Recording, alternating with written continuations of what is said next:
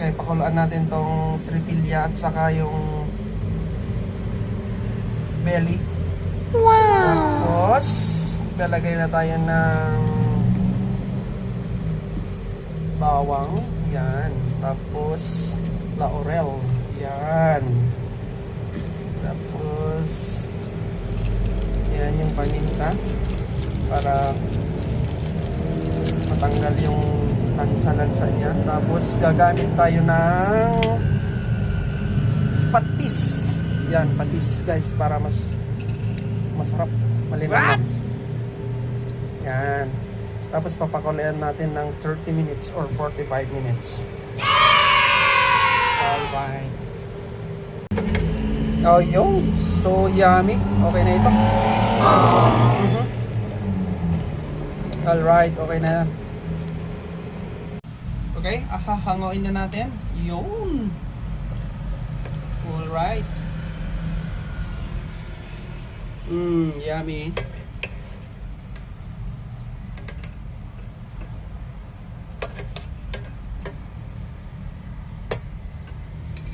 So yummy. Alright. Yan na, papalamagin lang natin. Saka natin i-preprito. Alright. Yun. Yun.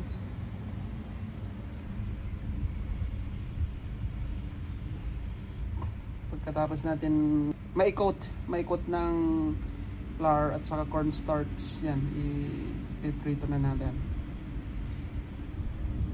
Yung, pero yung tripilya hindi na kailangan. Yan lang.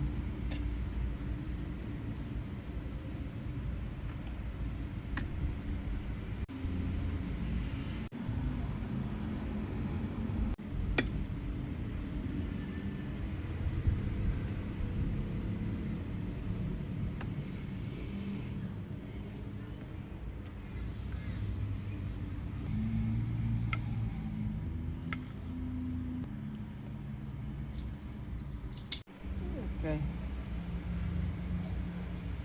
Yan, i-dip din natin yung manok na nababad ng nababad siya ng tuyo. Yun. Craving satisfied. Yan. I-coat lang natin siya. Yun. Yummy.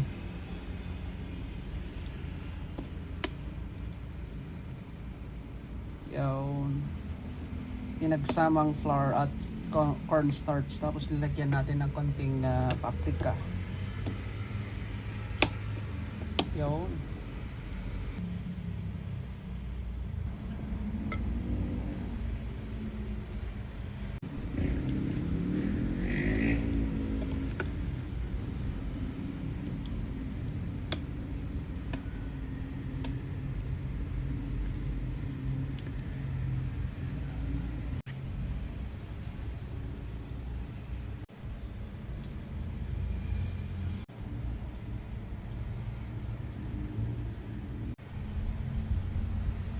Kailangan maglagay tayo ng maraming mantika, yung lubog na lubog yung ating piprituhin para maganda yung pagkakaluto niya guys. Alright, yan, gagaya niyan.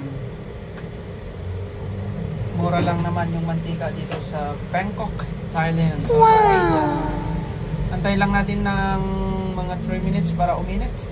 Alright. Yun.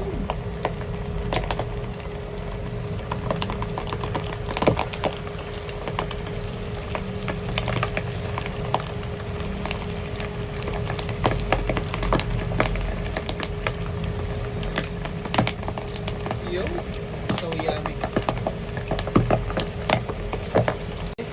Balik rin natin. Tingnan natin. Oh wow. Alright.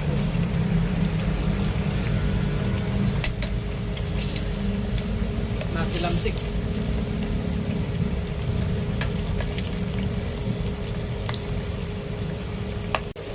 Yo.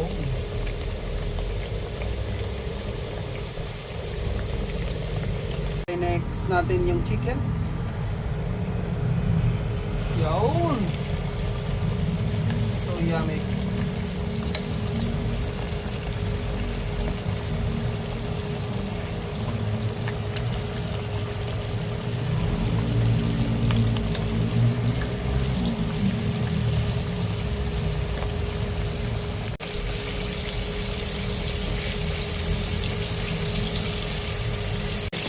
golden brown na siya. Malapit nang maging negro. Yun. So yummy. Alright. Yun. So yummy. Parang ano ito? Jollibee. Oh, see, di ba?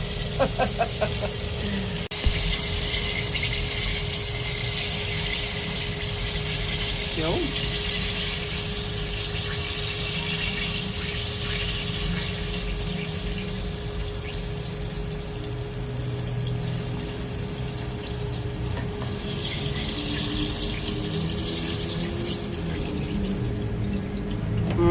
Yummy.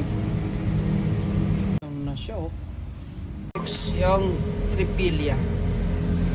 Yun. Yun.